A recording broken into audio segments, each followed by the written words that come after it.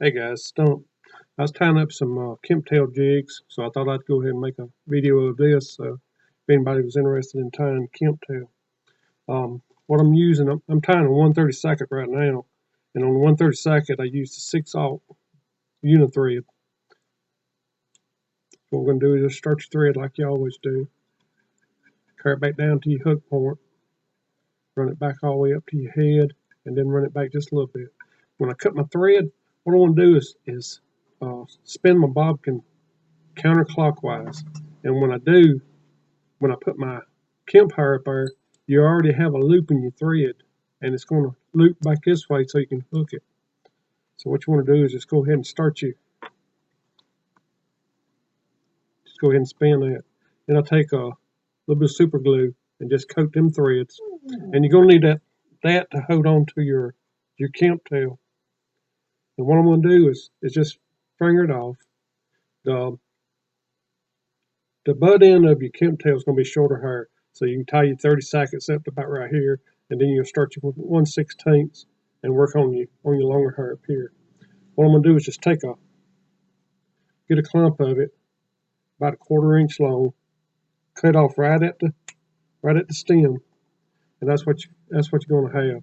And you just transfer it to your other finger and cut the wild hairs off of it and put it on. When you put this up here, don't worry about getting a lot of thread over this hair yet. Just kind of stitch it on there so you can get that hair down to your thread and that glue that's tying in. Kemp hair is real slick, and if you don't do something like this hair is going to pull out of here when you get any kind of pressure on it. So then once you get it tied down, start your thread and make a solid base of thread all the way back to your head to really wrap that hair in. Okay, then when you get back, on the 3/32 on your Chanel, I'm going to use white. These are all white. This is just a custom order I had to tie. I like to use 0 size on your 1/32. We start it right behind the head, work back to your hook point, then work back to the head. Right.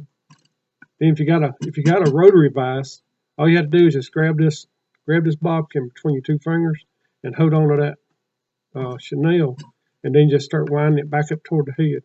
It usually takes about 5 or 6 turns, but you want to make sure you got a good connection up here at the head. Then just tie that off.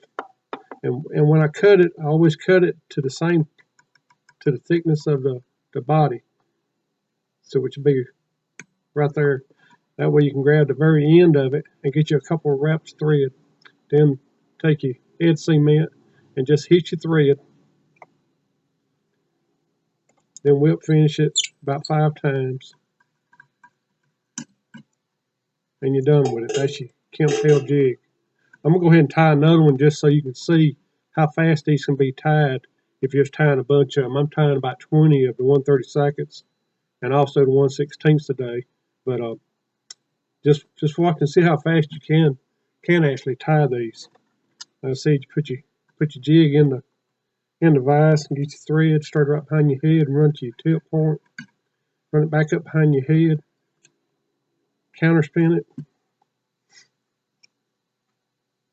coat your thread, get you a little bit of hair.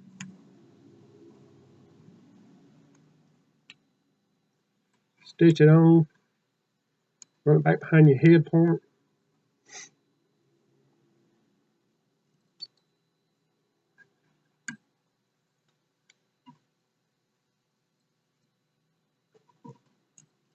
Put one more wrap on it just so it's got a good connection behind the head where you don't see nothing. And all that stuff is secured off too, you know. So you don't see your thread in there.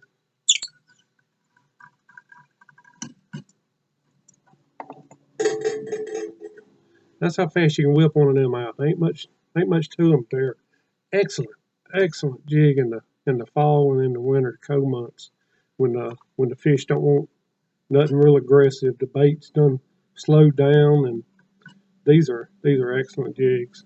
So give them a try, and I hope you enjoyed the video.